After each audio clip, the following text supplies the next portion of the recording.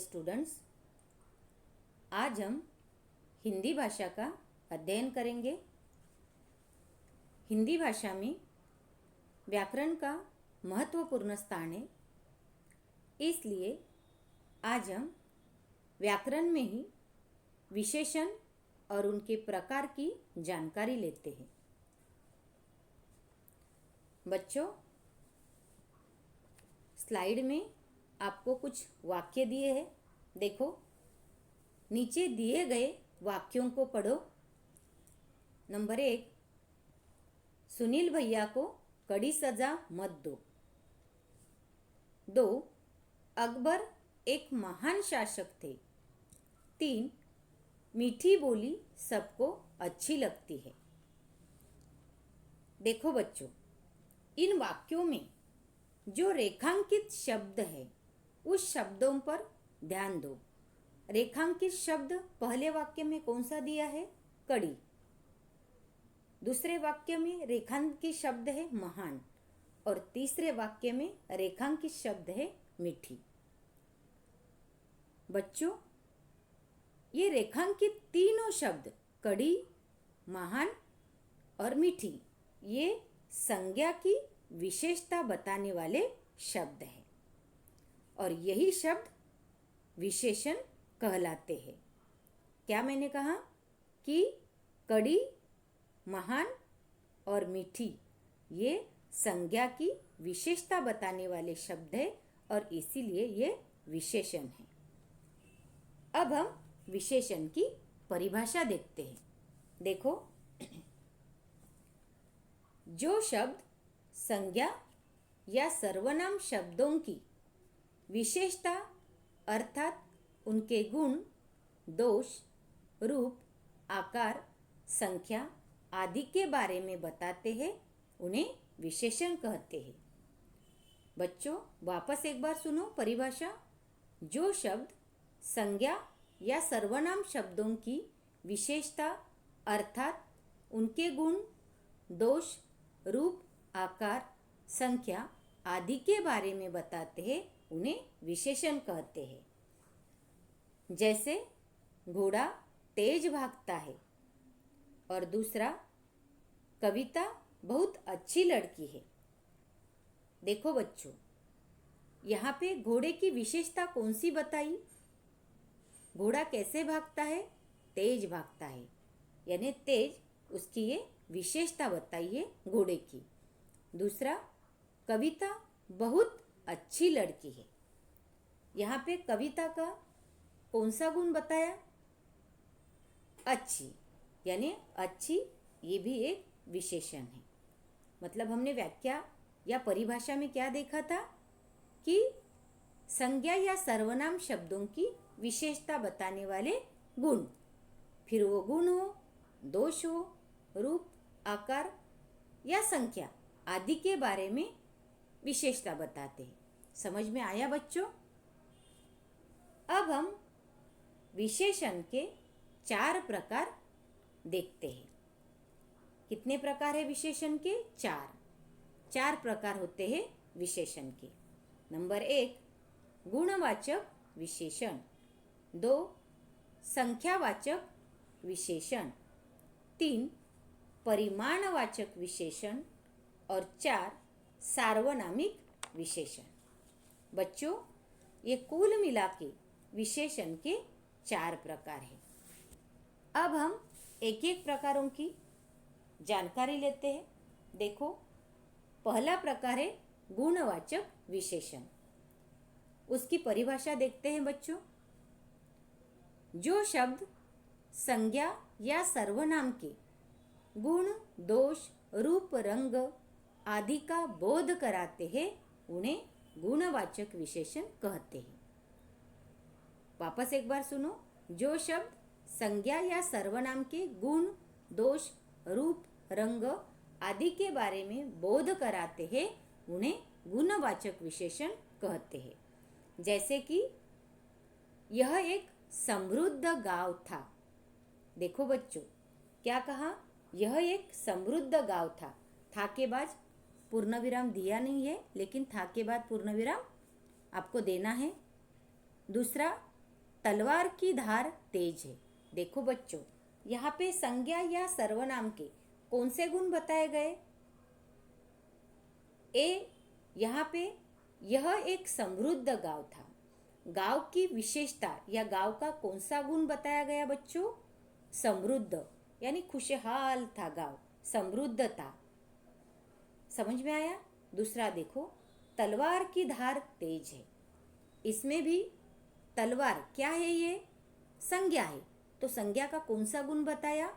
तलवार की धार तेज है, यानी तलवार की धार कैसी है? तेज है, यानी तेज तलवार का गुण बताया। इसके लिए ये गुणवाचक विशेषण है। समझ में आया बच्चों? दूसरा प्रकार देखो, संख्यावाचक विशेषण। उसकी परिभाषा देखो।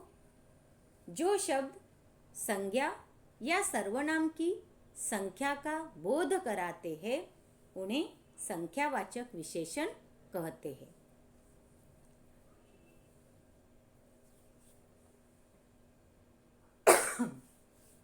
क्या कहा बच्चों?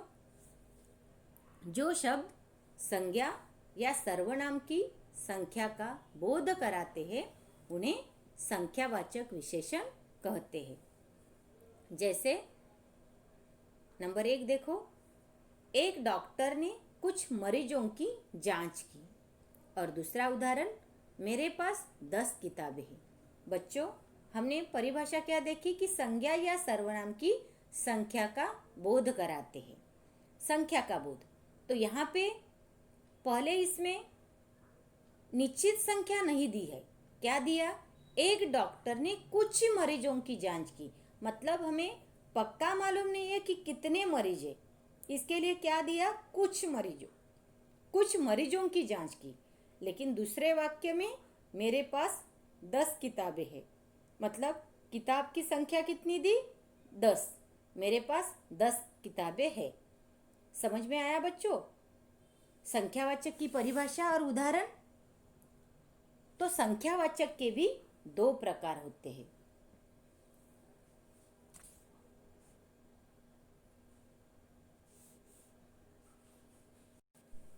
देखो बच्चों, संख्यावाचक के भी 2 प्रकार होते हैं।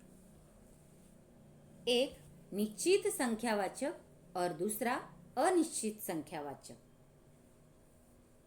निश्चित संख्यावाचक की परिभाषा देखो। जो शब्द निश्चित संख्या का बोध कराते हैं उन्हें निश्चित संख्यावाचक विशेषण कहते हैं। मतलब संख्या अगर निश्चित दी हो तो वो निश्चित संख्यावाचक विशेषण है।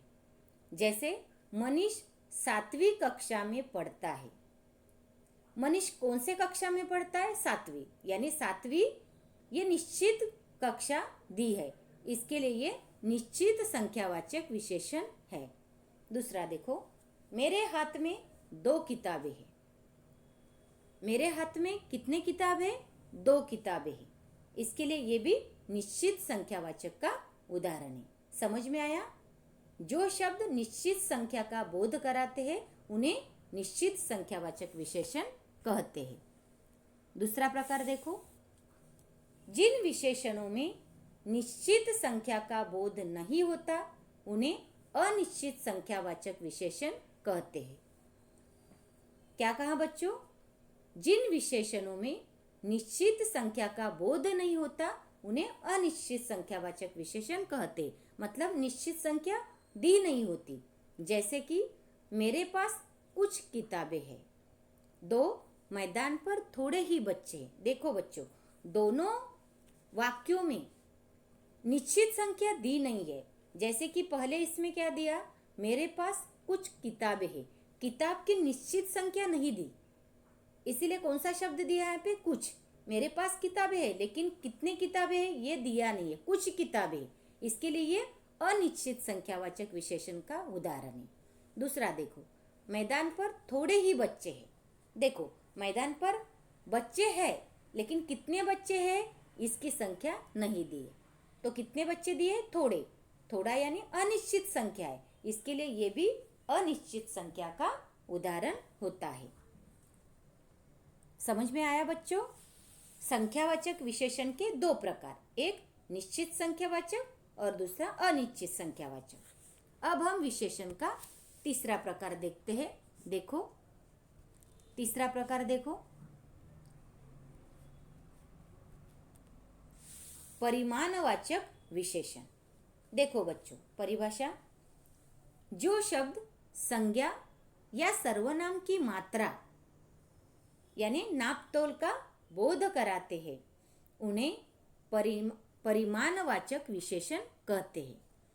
क्या कहा बच्चों? जो शब्द संज्ञा या सर्वनाम की मात्रा यानी नापतोल का बोध कराते हैं उन्हें परिमाणवाचक विशेषण कहते हैं। बच्चों, यहाँ पे थोड़ी सी स्पेलिंग मिस्टेक हो गई। जैसे ऊपर मैंने परिमाणवाचक दिया है तो नीचे लिखते समय परिणाम हो गया है, तो आपको क्या करना है, वहाँ पे परिमाणवाचक विशेषण लिखना है। समझ में आया? उदाहरण देखो, बाजार से 2 लीटर तेल लाओ। और दूसरा, भोजन में थोड़ा नमक आवश्यक है। देखो बच्चों, क्या दिया है? बाजार से 2 लीटर तेल लाओ, मतलब यहाँ पे निश्चित परिमाण दिया है। कितना तेल लाने के लिए कहा? 2 लीटर। और दूसरा, भोजन में थोड़ा नमक आवश्यक है। कितना नमक है उसकी मात्रा नहीं दी, मतलब ये अनिश्चित लग रहा है ना, मात्रा दी नहीं है। कितना नमक आवश्यक है? थोड़ा। ये परिमाणवाचक के 2 उदाहरण हैं। अभी हम आगे देखो, परिमाणवाचक विशेषण के भी 2 प्रकार है। एक निश्चित परिमाणवाचक विशेषण, उसकी परिभाषा देखो, जो शब्द संज्ञा या सर्वनाम की निश्चित मात्रा का बोध कराते हैं उन्हें परिमाणवाचक विशेषण कहते हैं। जैसे हमने संख्यावाचक का देखा, उसी तरह से परिमाणवाचक विशेषण के भी 2 प्रकार है। एक निश्चित परिमाणवाचक विशेषण और दूसरा अनिश्चित परिमाणवाचक विशेषण। तो इसमें क्या दिया कि संज्ञा या सर्वनाम की निश्चित मात्रा का बोध करते हैं या कराते हैं। जैसे डिब्बे में 5 किलो चावल भर दो।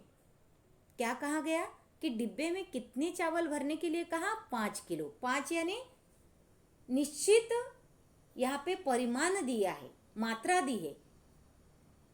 कितनी मात्रा दी गई है? कितना किलो चावल भरने के लिए कहा डिब्बे में? 5 किलो। 5 किलो की मात्रा दी है, इसके लिए ये निश्चित परिमाणवाचक का उदाहरण है। दूसरा देखो, बाजार से मैंने 4 मीटर कपड़ा लिया। देखो बच्चों, इसमें भी कितने मीटर का कपड़ा बाजार से लिया? 4 मीटर, यानी निश्चित परिमाण यहाँ पे दिया है। यहाँ पे भी कपड़े का मतलब क्या दिया है? मात्रा दी है, नाप लेकर दिया है कि बाजार से मैंने 4 मीटर कपड़ा लिया। मतलब ये दोनों उदाहरण निश्चित परिमाणवाचक के हैं। आगे देखो, अनिश्चित परिमाणवाचक विशेषण। परिभाषा देखो, जो शब्द संज्ञा या सर्वनाम की अनिश्चित मात्रा का बोध कराते हैं उन्हें अनिश्चित परिमाणवाचक विशेषण कहते हैं। देखो बच्चों, यहाँ पे संज्ञा या सर्वनाम की अनिश्चित मात्रा का बोध होता है, इसके लिए इसे हम क्या कहेंगे? अनिश्चित परिमाणवाचक विशेषण। उदाहरण देखो, तुम थोड़ा पानी पी लो। दूसरा, बाजार से कुछ सब्जी लेकर आओ। देखो बच्चों, दोनों वाक्य आपके सामने है, लेकिन पहले वाक्य में क्या दिया? तुम थोड़ा पानी लाओ, मतलब तुम थोड़ा पानी पी लो। पानी पीने के लिए कहा, लेकिन कितना पानी? पानी की मात्रा दी है क्या? नहीं। कितना दिया? थोड़ा पानी, मतलब अनिश्चित कहा गया है। यह अनिश्चित परिमाणवाचक का उदाहरण है। दूसरा देखो, बाजार से कुछ सब्जी लेकर आओ। सब्जी की भी यहाँ पे कितना सब्जी लाने के लिए कहा है? ऐसे कहा गया कि इतना लेके आओ, मतलब 1 पाव लेके आओ, 1 किलो लेके आओ, ऐसे दिया नहीं है। बाजार से कुछ सब्जी लेकर आओ। कुछ यानी अनिश्चित यहाँ पे मात्रा हमें दिखाई दी रही, अनिश्चित यहाँ पे परिमाण दिया गया है। इसके लिए ये दोनों उदाहरण अनिश्चित परिणामवाचक के उदाहरण हैं। समझ में आया बच्चों? जिस तरह से संख्यावाचक के एक निश्चित संख्यावाचक विशेषण और दूसरा अनिश्चित संख्यावाचक विशेषण, उसी तरह से परिमाणवाचक का निश्चित परिमाणवाचक और दूसरा प्रकार अनिश्चित परिमाणवाचक विशेषण है। अब हम चौथा प्रकार देखते हैं विशेषण का, सार्वनामिक विशेषण। देखो बच्चों परिभाषा, जो विशेषण शब्द सर्वनाम शब्दों से बनाए जाते हैं उन्हें सार्वनामिक विशेषण कहते हैं। क्या कहा?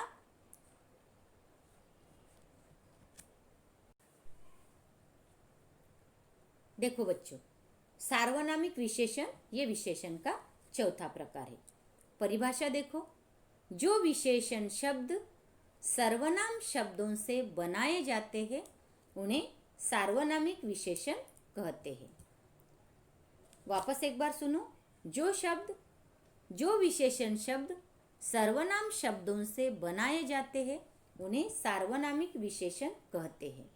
जैसे चित्रकार ने अपनी पत्नी को सारी बातें बताई।